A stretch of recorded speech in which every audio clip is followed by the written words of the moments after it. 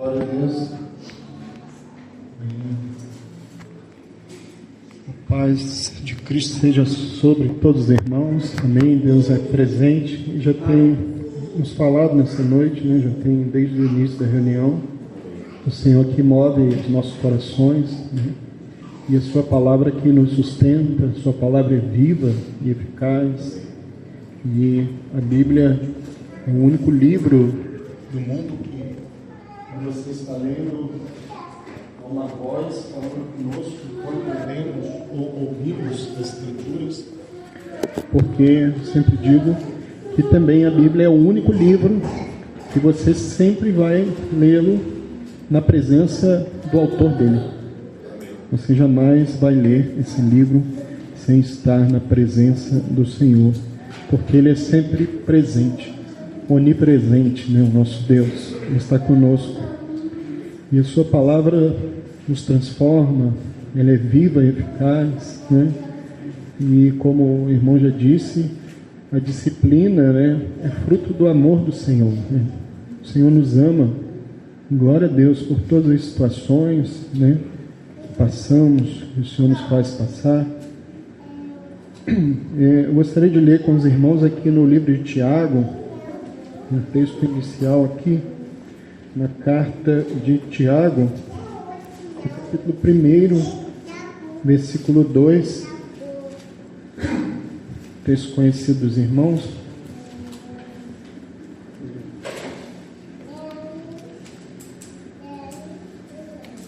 O irmão até mencionou sobre disciplina, né? E algo que está no meu coração é sobre as provações, as provas que passamos, que o Senhor nos faz passar. Nesse texto de Tiago, no capítulo 1, no versículo 2, diz assim: meus irmãos, tende grande gozo ou alegria quando cairdes em várias tentações, né? Na outra tradução fica melhor traduzido quando diz: passardes por várias provações, né? Sabendo que a prova da vossa fé obra ou gera a paciência. Tenha, porém, a paciência a sua obra perfeita, para que sejais perfeitos e completos, sem faltar em coisa alguma. Amém, irmãos? Então aqui está falando de provações, de provas que o Senhor nos permite passar. Não se tratam de tentações no sentido do tentador, do diabo, mas aqui mais diretamente o Senhor nos permitindo passar por situações que venham a provar a nossa fé, né? Então o que são as provações? Quando falamos de provações, são provas mesmo, né? Você pode pensar como provas que são aplicadas num curso, na escola, que são provas que vão medir o nível do seu conhecimento naquela matéria, naquele quesito. Assim também Deus nos permite passar por situações para mostrar, até para nós mesmos, se estamos no nível daquele aprendizado que o Senhor já nos deu. Algo que traz muito conforto, descanso no nosso coração, que nosso Deus jamais nos permitirá passar uma prova além do que podemos suportar. Existe essa garantia na palavra de Deus. Paulo escrevendo aos Coríntios, no capítulo 10, ele diz isso, na sua primeira carta, 1 Coríntios 10, ele diz que não passaremos tribulações, provações além do que podemos suportar, mas com a provação virá o escape, o livramento. Deus nos dá o livramento. Mas é verdade também que, assim como um professor aplicando uma prova, ele não dá para alguém que está, vamos dizer, no 7º ano, ele não vai dar uma prova de 3º ano. Ele não vai dar uma prova também tão facílima, de algo de um nível, né, de alfabetização, ele vai passar para um aluno do ensino médio. Não. A prova vem sempre no limite. A prova vem sempre difícil. O professor aplica na medida daquele conteúdo que ele passou antes. Deus jamais vai nos dar uma prova, uma situação sem que Ele tenha nos suprido com a provisão, melhor dizendo, com a provisão sobre aquilo. Ele nos provê todas as coisas para conseguirmos passar por aquela situação. Então as provações são situações preparadas, eu escrevi aqui, são preparadas com uma extrema precisão pelo Senhor para passarmos por elas. Um professor no mundo, na escola, né, no nível natural, ele pode até errar, ele pode até cobrar uma matéria que ele não deu, seria uma injustiça, mas o nosso Deus jamais fará isso, né? Então toda a palavra, tudo aquilo que recebemos é suficiente para nós vivermos. A Bíblia diz que Ele nos deu tudo que diz respeito à vida e à piedade, ou seja, concernente à vida e à piedade é a maneira de viver essa vida. Ele nos deu todas as coisas para nós vivermos, né? Como Johan disse, né? O justo viverá da fé, né? Viver da fé. A fé vem por ouvir a palavra de Deus, né?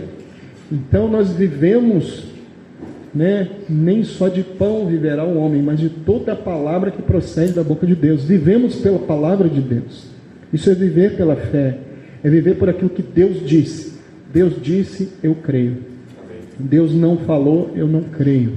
Isso é viver da fé, é viver da boca de Deus. Ele nos sustenta. Então, irmãos, se nós, quanto mais cedo nós tivermos o entendimento de que todas as coisas ao nosso redor, todas as circunstâncias, tudo, a nossa família, o nosso casamento, os nossos filhos, tudo, os pais que você tem, a casa onde você mora, tudo está circunstancialmente preparado por Deus.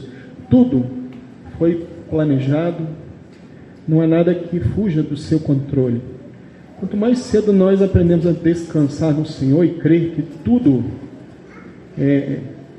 se trata da bondade do Senhor, nós não vamos correr esse perigo que o irmão disse de murmurar. Eu murmuro quando eu creio que eu estou recebendo menos do que eu acho que mereço. Mas quando eu vejo que eu tenho muito mais do que eu merecia o castigo, mas o castigo veio sobre Cristo e a paz veio sobre mim, era para vir castigo sobre a minha vida e a paz sobre Ele, mas o Senhor fez cair sobre Ele a iniquidade de nós todos. O castigo que nos traz a paz estava sobre Ele, pelas suas feridas nós fomos sarados. Então isso nos leva jamais a murmurar, mas nos leva a agradecer. Senhor, Tu tens me dado muito além do que eu mereceria. Ao contrário, eu merecia a morte eterna e Ele me deu a vida eterna. Então vai nos guardar da murmuração, nos levando a ter ações de graças. Aí ficamos cheios de gratidão. Então, quanto mais cedo um cristão entender todo esse processo, mais ele vai se render ao Senhor. E quanto mais rendição, mais o Senhor avança na nossa vida. Mais nós crescemos, amadurecemos e podemos ser usados pelo Senhor. Essa palavra de Tiago diz que devemos ter então grande alegria quando passarmos por várias provações. Mas como é que eu vou ter alegria numa provação? A provação muitas vezes nos força uma situação, muitas vezes pode haver um sofrimento envolvido, uma privação de algo. E como é que eu posso ter alegria em situações que me trazem desconforto? É sabendo qual é o objetivo da provação. Para que Deus está permitindo isso? E o para que de Deus é sempre glorioso. O Senhor diz, né, como o irmão disse, nosso Deus é bom. Ele disse assim, os meus pensamentos a vosso respeito são pensamentos de paz e não de mal. Há uma tradução que diz, para vos dar o fim que desejais. Mas há uma outra tradução que diz, para vos dar uma esperança e um futuro. Os pensamentos de Deus não são pensamentos de mal, senão pensamentos de paz. Então precisamos entender a mão que está lidando conosco. Então aqui diz que como é que eu vou ter grande alegria? Sabendo, eu preciso saber, verso 3, Tiago 1, verso 3, sabendo E a prova da vossa fé, ela produz paciência. Quando eu sei que essa prova que eu estou passando vai gerar a paciência de Cristo na minha vida, então, sabendo disso, eu vou ter alegria. Senhor, eu me alegro, Senhor, por essa situação, porque eu sei que isso produzirá mais de Ti na minha vida. É assim que eu tenho alegria. Não é uma questão de alegria no sofrimento, de masoquismo, alguém que gosta de sofrer. Não se trata disso, mas é entender o propósito daquilo. E o propósito final, o plano de Deus é sempre glorioso. Todas as coisas. Mais uma vez aqui tem a palavra sabemos. Quando fala de todas as coisas. Romanos capítulo 8. Romanos capítulo 8, no versículo 28. Mais uma vez fala de nós sabermos, né? Ter esse conhecimento, essa confiança no Pai que nos disciplina, que nos ama. Romanos 8, 28. E sabemos que todas as coisas contribuem juntamente para o bem daqueles que amam a Deus, daqueles que são chamados por seu decreto. Porque os que antes conheceu também os predestinou para serem conformes à imagem de seu Filho, a fim de que ele seja o primogênito entre muitos irmãos. Então, irmãos, mais uma vez, verso 28, e sabemos, você sabe disso? Você sabe que todas as coisas contribuem? Todas, sem exceção. Eu tenho que ter isso em mente. Amanhã eu já vou passar uma outra situação, você vai passar, e aí eu tenho que me lembrar naquele momento. Agora estamos aqui, eu sei disso, né? Você lê a palavra, mas amanhã virá alguma situação diferente, virá uma provação. E aí eu tenho que lembrar, não, eu tenho que lembrar que isso aqui também vai cooperar juntamente para esse bem. Qual é esse bem? É ser conformado à imagem de seu Filho. Amém? Ter a imagem do Filho. A imagem de Cristo. É necessário aqui os 4 evangelhos para falar da imagem de Cristo, quem Ele é, né? Nós sabemos que Mateus fala de Jesus como rei, Marcos fala dele como servo, Lucas fala dele como homem, e o evangelho de João fala dele como Deus. É o Deus homem, homem Deus. É o rei que é servo, servo que é rei. Rei servo e servo rei. Agora, a imagem de Cristo que Ele quer formar em nós, enquanto aqui, né, nesse mundo, é viver como Cristo viveu, como um servo. Né? É ser servo de todos. Então, a operação, o processo das provas na nossa vida vai nos levar a um amadurecimento mais de Cristo. Nós vamos estar mais cheios de Cristo, cheios de amor, cheios de mansidão, cheios de paciência, cheios de perdão, de longanimidade, de amor, de bondade. Todas essas coisas que são fruto do Espírito Santo, né? Então essa é a obra do Senhor. Ainda voltando a Tiago, só complementando aqui o final do versículo. Então lemos aqui Tiago 1, verso 3, fala que a prova da nossa fé gera a paciência, produz paciência. Tenha, porém, a paciência a sua obra perfeita, para que sejais perfeitos e completos, sem faltar em coisa alguma. Então as provas vão nos levando a essa perfeição que fala de amadurecimento, de sermos completos, sem faltar em coisa alguma. Então, quando eu entendo isso, eu posso me alegrar nas provações. Vamos ver aqui um propósito da provação em Êxodo 20, capítulo 20, verso 20. Êxodo 20, 20.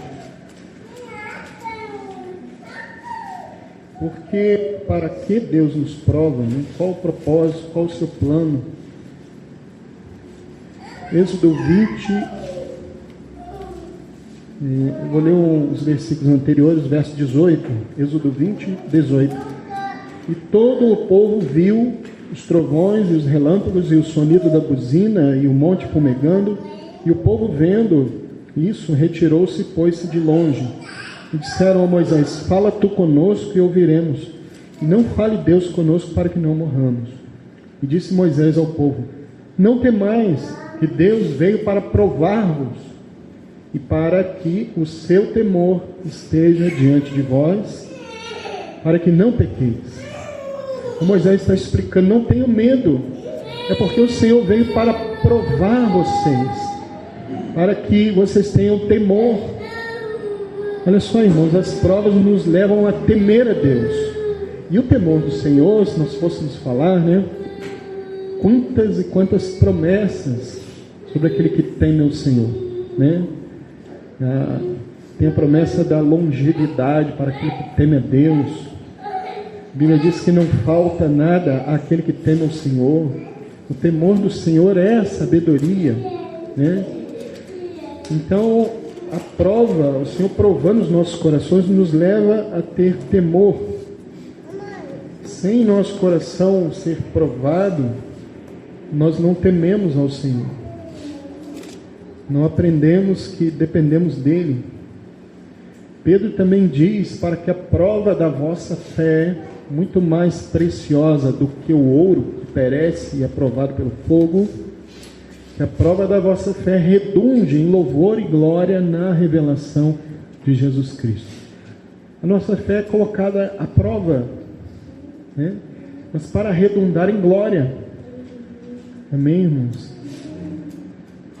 É por isso que devemos estar alegres, mesmo nas provações, sabendo que o Senhor está nos conduzindo num processo de crescimento, de amadurecimento, para mais acrescentamento dele na nossa vida. Em Provérbios capítulo 17, Provérbios 17, versículo 3,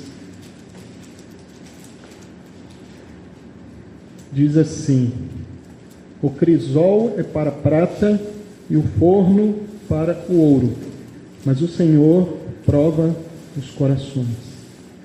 Assim como o forno, o calor ali prova o ouro, superaquece o ouro, para que as impurezas do ouro venham a flutuar e aparecer na superfície.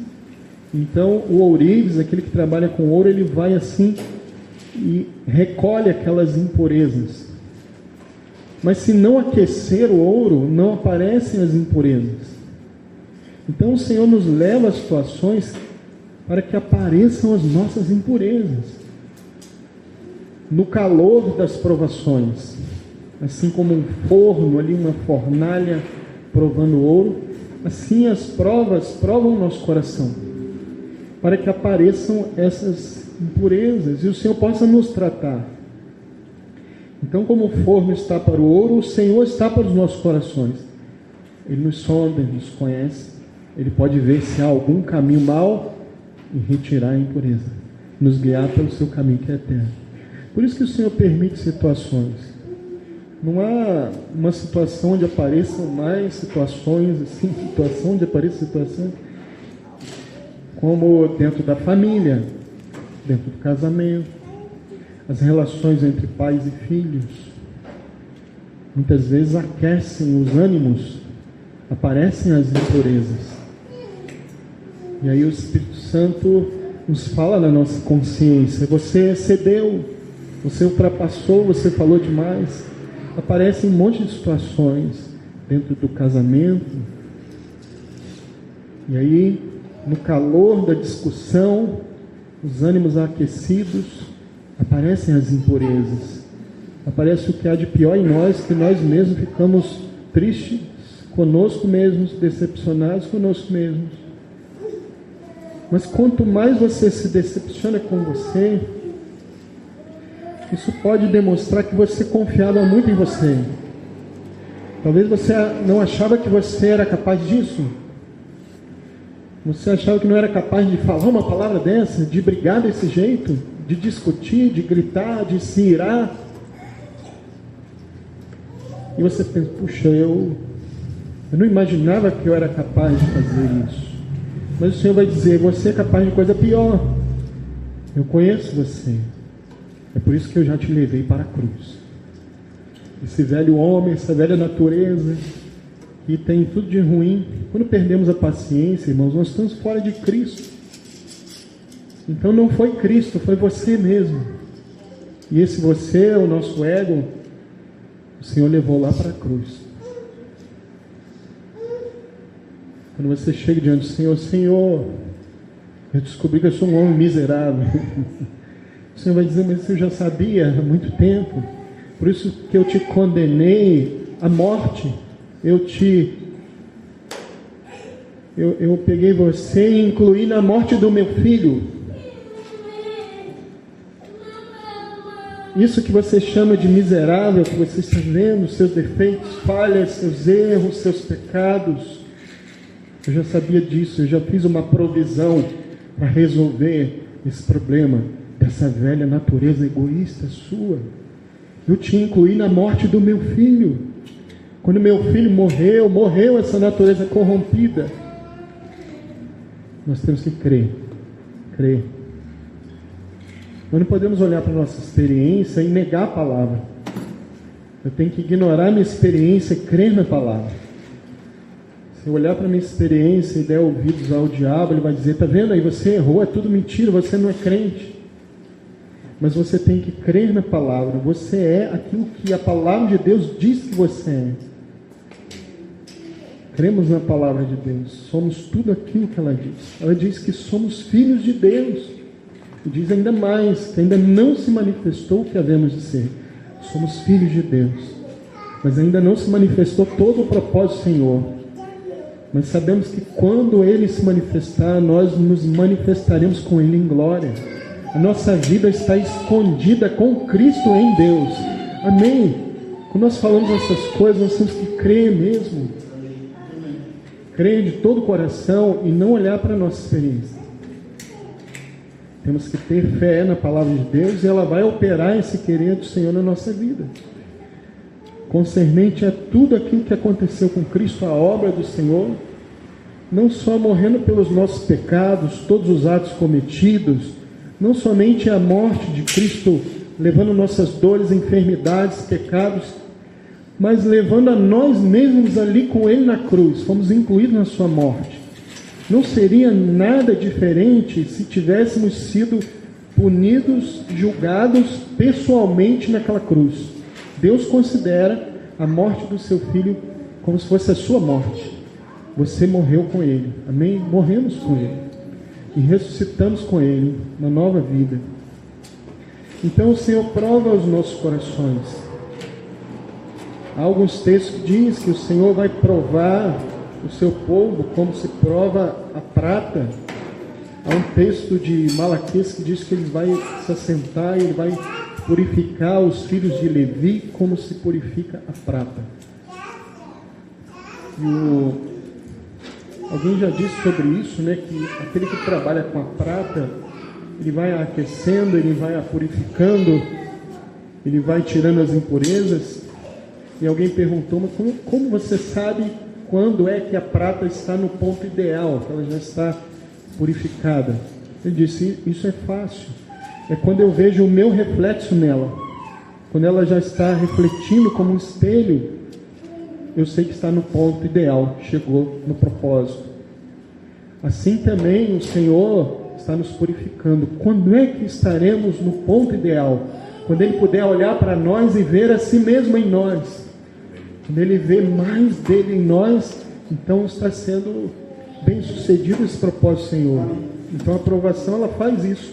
Ela faz um aumento de Cristo em nós.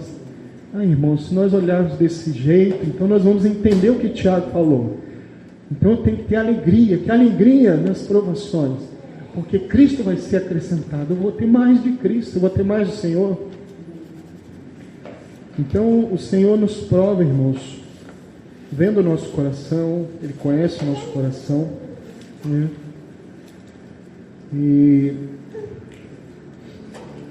E a palavra de Deus, ela checa o nosso coração. A palavra de Deus, ela ilumina o nosso coração ela revela a nossa condição, ela prova os nossos corações, a palavra de Deus. Vamos abrir aqui em João capítulo 8, porque se tem uma das coisas que Deus usa para nos provar na nossa vida, e muito na igreja, é a sua palavra como um instrumento para provar o nosso coração, para expor o nosso coração. É a palavra de Deus. A palavra de Deus, ela é muito eficaz nisso, eficiente para isso. Aqui em João capítulo 8, no versículo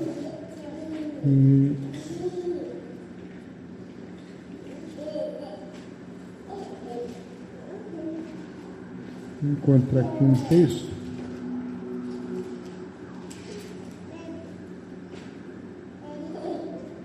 Versículo 29, João 8, 29. Aqui Jesus está dizendo assim: e aquele que me enviou está comigo. O Pai não me tem deixado só, porque eu faço sempre o que lhe agrada. Então Jesus vem dizendo muitas coisas. No verso 30 diz assim: dizendo ele estas coisas, muitos creram nele. Muitos creram nele. Verso 31. Jesus dizia, pois, aos judeus que criam nele: se vós permanecerdes na minha palavra, verdadeiramente sereis meus discípulos e conhecereis a verdade, e a verdade vos libertará. Então nós temos aqui duas palavras que eu queria destacar. A primeira são aqueles que creram nele, os crentes. Verso 30 diz que muitos creram nele. Mas a segunda palavra, no final do versículo 31, diz discípulos. Então tem os crentes e tem o discípulo. O crente é que crê em Jesus. Mas aqui ele diz de discípulo. Qual a diferença entre os dois? Ele diz para os que creram: se vocês permanecerem na minha palavra, vocês vão ser meus discípulos. Além de serem crentes, se você permanecer na palavra, e também a palavra vai permanecer em você, você vai virar um discípulo, além de ser um crente. Quem são os discípulos? São aqueles que creram, mas permanecem na palavra. Eles permitem a palavra operar neles. Então eles vão ser discípulos de Cristo, vão aprender, eles vão conhecer a verdade, e essa verdade vai libertar eles. Se for aplicar esse texto fazendo essa interpretação, eu poderia dizer, uma interpretação do texto aqui, só esse conjunto de coisas que lemos, que alguém pode ser um crente e não ser plenamente liberto. Mas o crente que permanece na palavra, essa palavra está operando nele, ele vai conhecer a verdade vai libertá-lo. Né? Há muitos crentes, mas que às vezes não estão plenamente libertos. Eles precisam se tornar discípulos. Precisam permanecer na palavra e permitir a palavra dele operar. Quando é que não permitimos a palavra operar? Quando fugimos da palavra, nos esquivamos, não aceitamos, no momento que estamos ouvindo, nós já tiramos para o lado, ou aplicamos a outra pessoa e não tomamos para nós. Essa palavra é muito boa para aquele irmão. Puxa, se o irmão tivesse vindo hoje, essa palavra encaixaria perfeitamente na vida dele. E aí não tomamos a palavra para nós, não sofremos a ação dela, expondo o nosso coração, nos purificando. O Senhor está purificando a igreja pela lavagem da água pela palavra. Amém? A sua palavra nos lava, nos limpa, nos purifica para esse propósito. E aqui também a gente vê os outros ali que não creram no Senhor. No verso 37,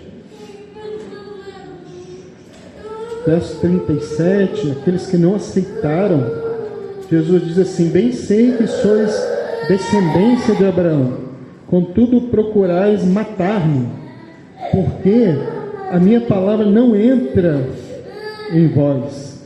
Jesus falou: a minha palavra não entra no coração de vocês. Eles estavam com o coração duro, endurecido. Em figura assim a palavra de Deus como uma semente que tem que ser semeada num solo. Esse solo é o nosso coração. Na parábola do semeador havia um coração, né, representado ali à beira do caminho. Era um solo pisado pelos homens, era um solo duro, tão duro, uma terra não arada, à beira do caminho, tanto que a semente fica por cima, possibilitando as aves do céu pegarem a semente, comerem a semente. Assim é a semente lançada ali, à beira do caminho.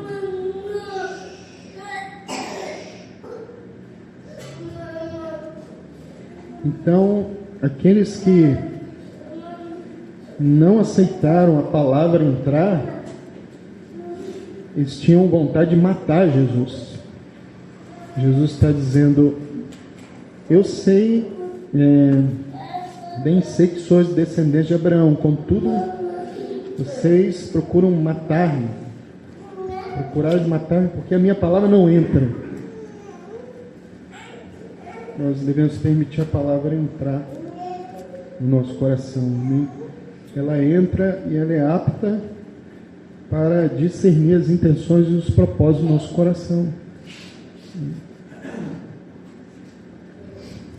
Aqui no Salmo 105, isso que eu já compartilhei algumas coisas, as quais estou compartilhando essa noite com os irmãos. Eu gostaria de reforçar e devemos sempre repetir também, para que fique guardado no nosso coração. O apóstolo Paulo, escrevendo aos Filipenses, ele disse: eu não me aborreço de escrever-vos as mesmas coisas, e a segurança para vós. Então, se tivesse que alguém ficar aborrecido, seria o próprio Paulo. Mas ele diz: eu não me aborreço, não é peso nenhum para mim, eu tenho que repetir as mesmas coisas. Se tivesse que alguém ficar incomodado, não seriam os ouvintes, mas seria o próprio Paulo. Mas ele disse: eu não me aborreço de escrever as mesmas coisas, e a segurança para vós, né? No Salmo 105, no versículo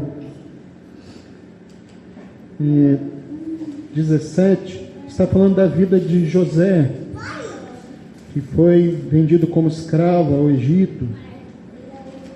Salmo 105, versículo 17, diz assim: mandou perante eles um varão que foi vendido por escravo, José, cujos pés apertaram com grilhões e a quem puseram em ferros, até ao tempo em que chegou a sua palavra. A palavra do Senhor o provou. Mandou o rei e o fez soltar, o dominador dos povos, e o soltou.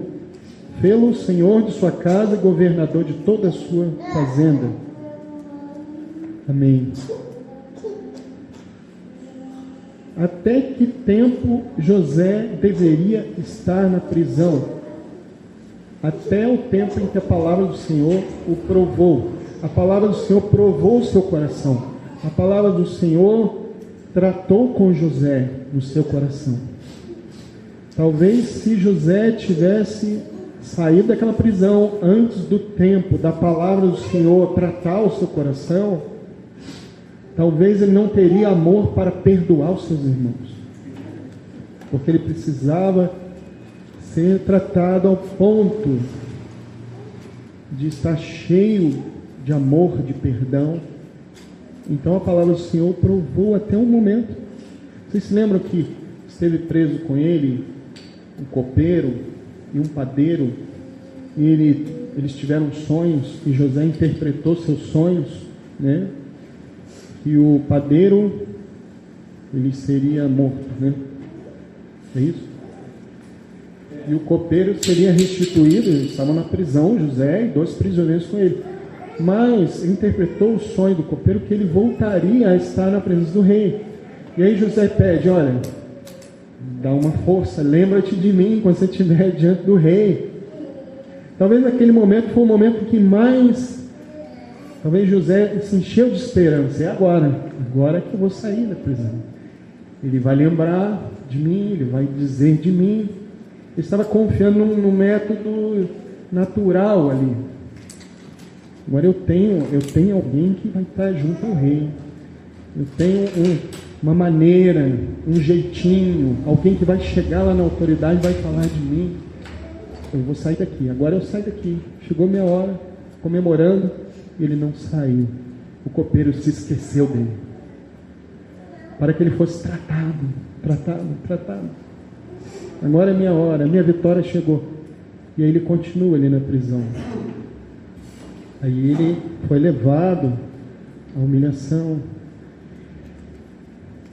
Aqui diz, verso 18, vou ler de novo. Cujos pés apertaram com grilhões, a quem puseram infernos, até ao tempo em que chegou a sua palavra. A palavra do Senhor o provou. Quando a palavra do Senhor cumpriu o seu propósito para o que ela foi enviada, a Bíblia diz que o Senhor envia a sua palavra para ela cumprir um propósito. A palavra de Deus, está escrito aqui, que assim como a chuva rega a terra e produz fruto, assim a palavra do Senhor é enviada. Ela não voltará vazia, ela prosperará naquilo para o que o Senhor a enviou, a designou. Então o Senhor enviou sua palavra para o provar. E glória a Deus, a palavra operou no coração dele. Imediatamente no versículo 20, mandou o rei e o fez soltar. Aí o Senhor permitiu José sair dali e foi colocado numa posição de honra, de autoridade, como governador, gerindo ali a questão ali dos mantimentos. O Senhor deu graça, sabedoria, e esteve numa posição de honra. Para estar numa posição de honra do trono, ele precisava ser esvaziado e ter um coração contrito e quebrantado. Senão ele poderia subir ali naquela posição, cheio de orgulho e de soberba, e quando viessem os seus irmãos que o venderam como escravo, talvez ele não os perdoaria. Então o Senhor está trabalhando com a sua palavra, para que sejamos dominados, governados pelo seu Espírito, dominados pela sua palavra, para que sejamos mansos, amáveis, cheios de amor. Amém? O Senhor prova os nossos corações. Então a permanência na palavra prova o nosso coração e gera transformação, gera amadurecimento. O discípulo é um crente que permanece na palavra. A palavra do Senhor, ela nos corta, como uma espada, mas ela corta o nosso ego, ela corta a nossa carne, para nos livrar da nossa carne. Eu gostaria de ler aqui também Apocalipse, no capítulo 1 de Apocalipse.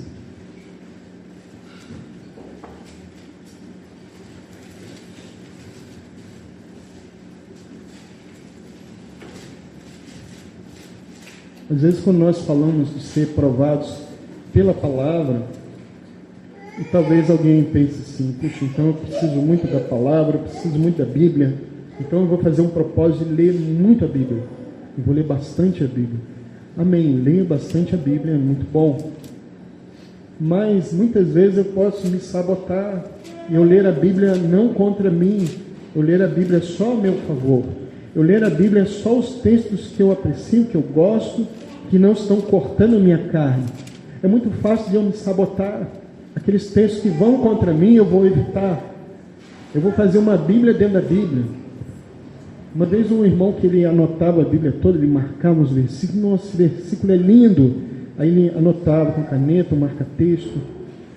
E ele um dia, ele orando ao Senhor, Senhor, me dá uma palavra, Senhor, eu preciso de uma palavra, a tua direção da minha vida. E o Senhor falou com ele: leia e coloque em prática todos os versículos que você não marcou na sua Bíblia. Porque ele acabou fazendo uma Bíblia dentro da Bíblia, uma Bíblia, os versículos preferidos, escolhidos, É como aquela caixinha de promessas que você tira e só tem coisas boas, só as promessas boas. Então, ainda que eu queira crescer espiritualmente, eu penso, eu vou crescer espiritualmente, agora eu vou crescer. E aí eu compro uma coleção de livros espirituais. Eu vou ler bastante a Bíblia. eu vou ouvir bastante pregações, mas em cada uma dessas coisas, você pode correr o risco de escolher as coisas que a sua carne gosta, de evitar umas pregações que machucam o teu ego. Mas há um lugar seguro, é na igreja, onde somos admoestados, corrigidos, e vamos receber palavras de vida. O nosso Senhor Jesus, Ele está no meio das igrejas, falando a sua palavra. Vamos ler Apocalipse capítulo 1, onde nós vemos isso.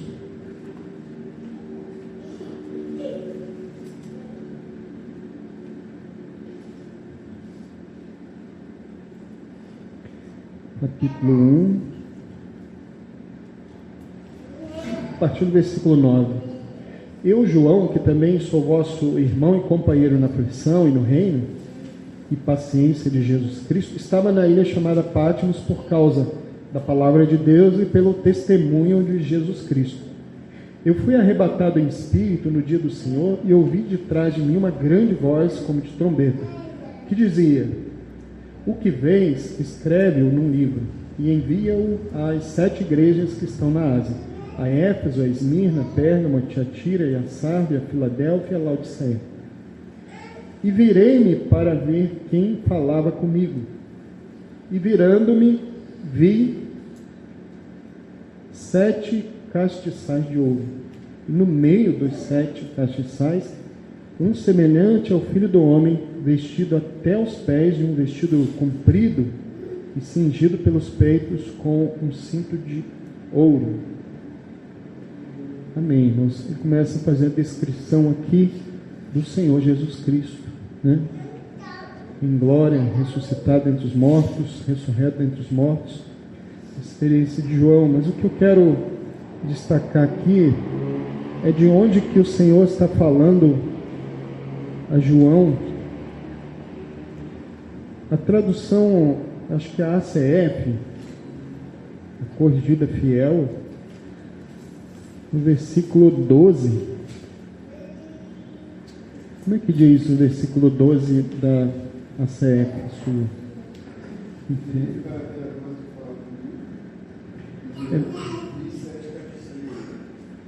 É bem interessante. Você já leu já percebeu o que ele está falando? Nessa tradução, e virei-me para ver a voz. Ver a voz. Você já viu a voz? Ver a voz. Não seria ouvir a voz? Ele está querendo ver a voz, né? E aí quando ele vira para ver, eu vou ver quem está falando comigo, porque ele está ouvindo uma voz e a voz é do Senhor. Ele fala: eu vou me virar para ver quem falava comigo. Quando ele se vira, ele não vê o Senhor, ele vê 7 castiçais.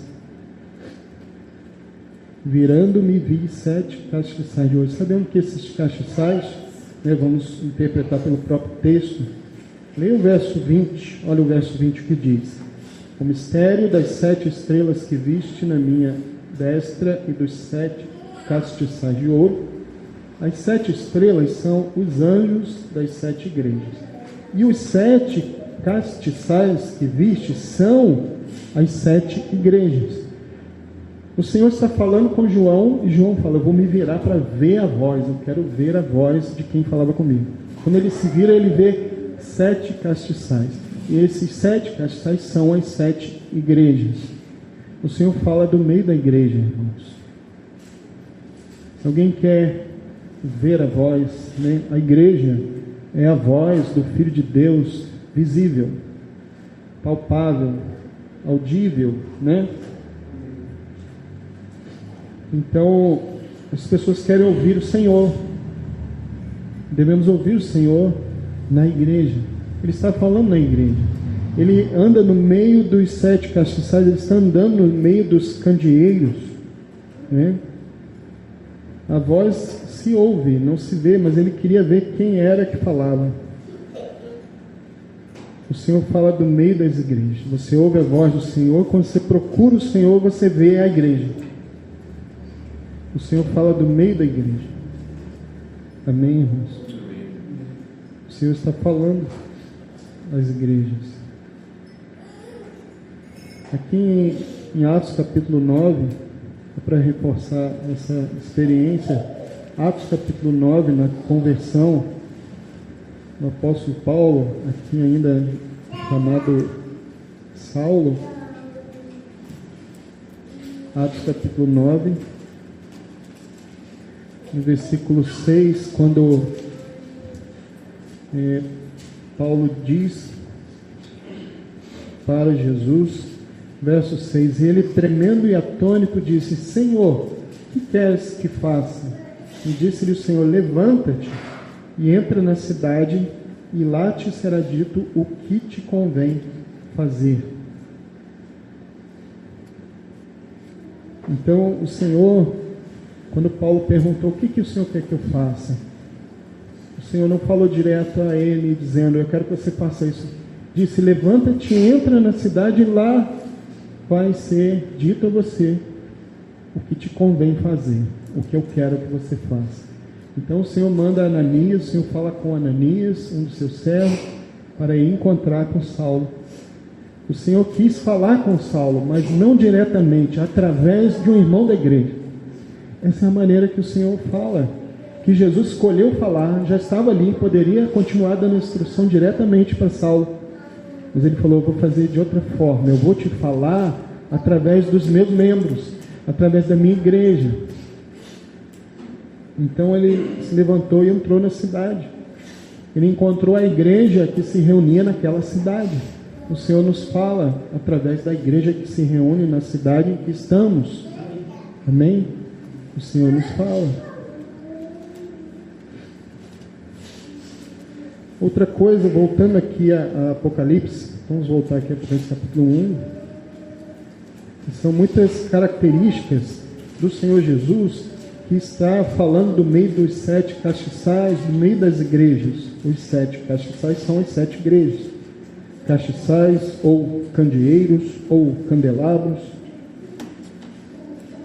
Aqui também, quando fala do verso 13, Apocalipse 1, 13, fala as vestes de Cristo.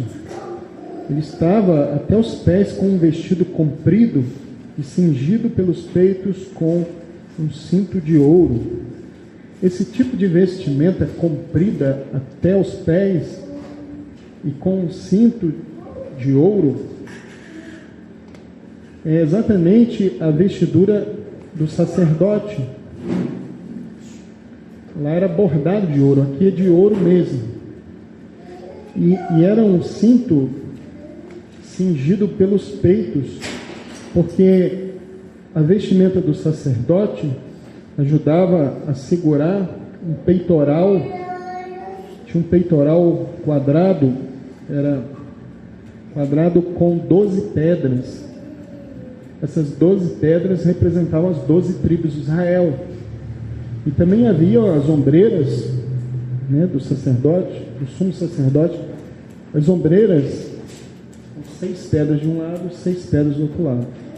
Então, quando o sumo sacerdote entrava na presença do Senhor, ele estava levando, representando, levando no seu peito, sobre os seus ombros, a carga, o peso de todos os filhos de Israel. Agora o Senhor Jesus está nos levando com Ele, irmãos. Ele ainda é um intercessor, nós falamos na quinta-feira. Ele está à destra de Deus e intercede por nós. Ele também é um advogado junto ao Pai. Então esse ministério de sacerdote, ele está andando no meio dos 7 castiçais, vestido dessa maneira. Hoje o Senhor está fazendo isso, irmãos. E uma das coisas que os sacerdotes tinham responsabilidade, agora eu não digo o sumo sacerdote, estou falando dos sacerdotes, ali no santo lugar, eles tinham responsabilidade de manter aceso esse candeeiro. Havia um candeeiro, ou castiçal, ou candelabro, que tinham 7 lâmpadas. Então eles tinham que manter aquilo aceso, desde a tarde até a manhã do outro dia. Então o sacerdote ficava vigiando para ver se algum daqueles pavios que estava acesa a chama estava começando a fumegar. Quando começava a sair fumaça, é porque poderia se apagar, como uma vela, né, que você deixa acesa. Começar a fumegar, porque ela vai apagar. O pavio está se consumindo ali, chegando no final. Então o sacerdote tinha que ficar vigiando. E aí ele tinha um instrumento que era uma espevitadeira, que era uma espécie de tesourinha, que aquela parte que já estava queimada, estava começando a sair fumaça, ele pegava e cortava com essa tesourinha essa parte já queimada. E aí a chama reacendia de novo. E aí ele colocava azeite também. Então ele colocava azeite para manter a chama acesa, e aquilo que estava queimando ele cortava fora. Irmãos, o Senhor aqui está andando no meio das igrejas, Ele está andando no nosso meio, Ele está fazendo isso. Ele vai cortar aquilo que tem que ser cortado na nossa vida. Ele vai cortar ali aquilo, o pavio que está fumegando. Há uma profecia que se cumpriu de Cristo, que diz que Ele não apagaria o pavio que fumega. Ele não chega aí, já termina com aquilo que está prestes a acabar. Não, Ele faz tudo novo de novo, Ele nos renova. Ele não termina de esmagar a cana quebrada. Não, está escrito que Ele não faz isso. Se cumpriu uma profecia de Isaías 42. O servo do Senhor não apaga o pavio que fumega. A pessoa começa a desanimar, é um pavio que está fumegando. O Senhor vem e coloca azeite. O Senhor corta aquela parte que está queimada e coloca azeite. Amém? Que o Senhor faça assim conosco. Uma parte que está fumegando, estamos esfriando, desanimando, ataques de dúvida, de incredulidade, frieza espiritual. O Senhor é um sumo sacerdote, aleluia. Não temos um sumo sacerdote que não possa se compadecer de nós. Mas a Bíblia diz que temos um que foi provado em todas as coisas, mas Ele não pecou, mas sem pecado. E Ele nos ajuda, Ele coloca mais azeite, mais do Espírito Santo em nós, para que a chama continue acesa. Assim, por isso que Ele está passeando, andando no meio dos 7 castiçais, que são as 7 igrejas aqui. Hoje o Senhor está fazendo isso, irmãos. Ele é um sumo sacerdote. Eu quero concluir aqui, lendo Hebreus, esse fato de saber que o Senhor é um sumo sacerdote, que está velando por nossas vidas, está conduzindo tudo o que acontece conosco, visando um acrescentamento maior dele na nossa vida. Esse texto aqui já me trouxe muito conforto. São 2 textos aqui que eles se complementam. Está em Hebreus, capítulo 4, a partir do versículo 15. Hebreus 4, 15. Diz assim: porque não temos um sumo sacerdote que não possa compadecer-se das nossas fraquezas, porém um que, como nós, em tudo foi tentado, mas sem pecado. Irmãos, nós não temos um sumo sacerdote que não venha se compadecer. Nós temos um que se compadece de nós, porque em tudo também ele foi tentado. Então ninguém pode dizer assim: Deus não sabe o que eu estou passando, essa luta é difícil demais, isso é uma tribulação, eu acho que eu não vou suportar. Se o Senhor viesse aqui na minha pele e sofrer o que eu estou sofrendo.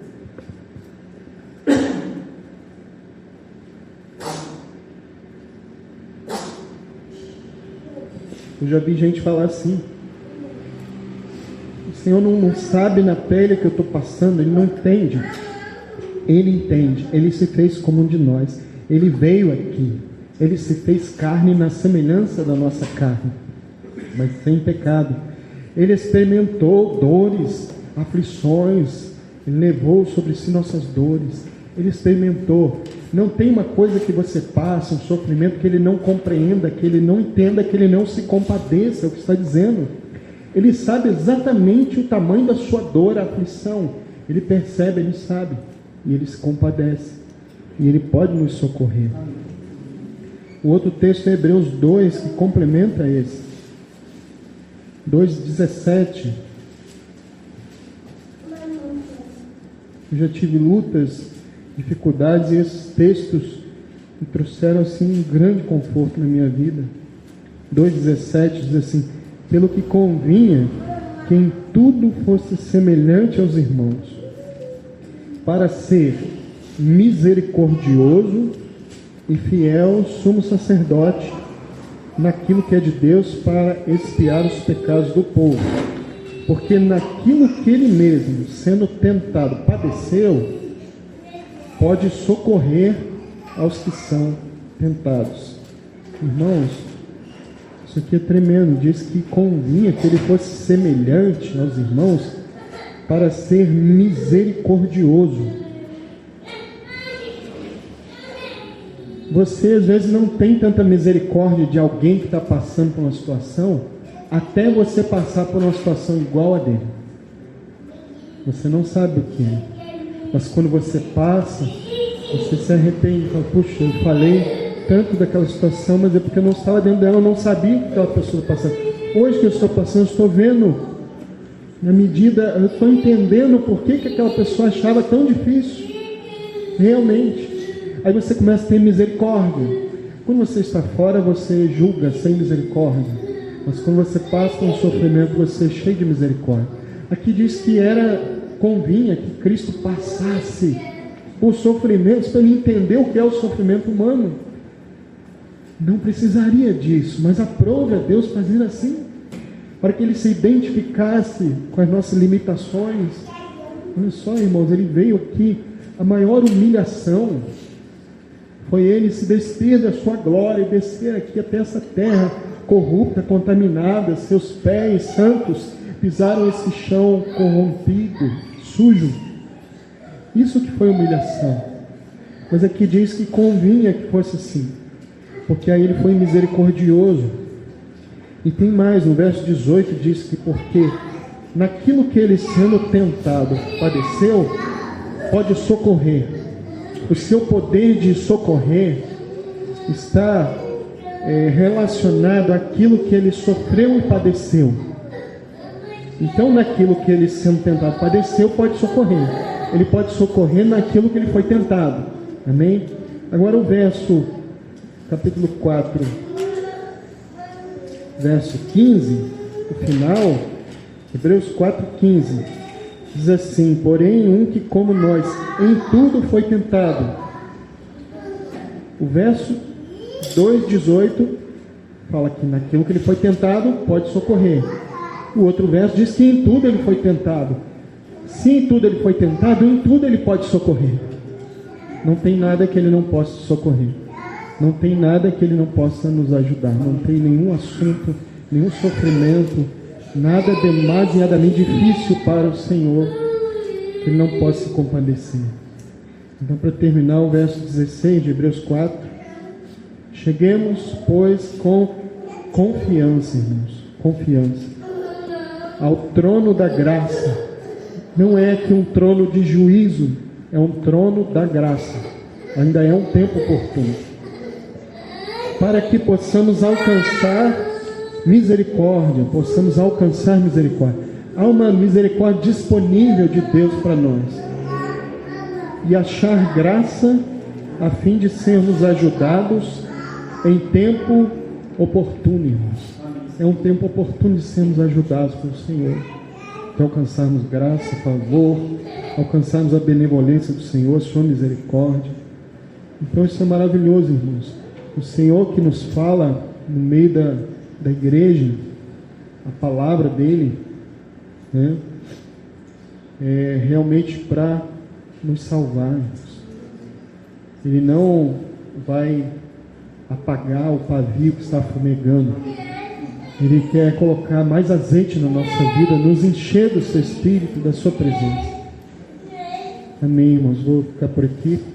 Ainda há outros aspectos de Apocalipse, da espada que sai da sua boca, que é a palavra. Mas depois nós continuamos assim, se aprover o Senhor. Mas amém, irmãos, possamos nos colocar diante do Senhor, né, diante dessa palavra, Amém.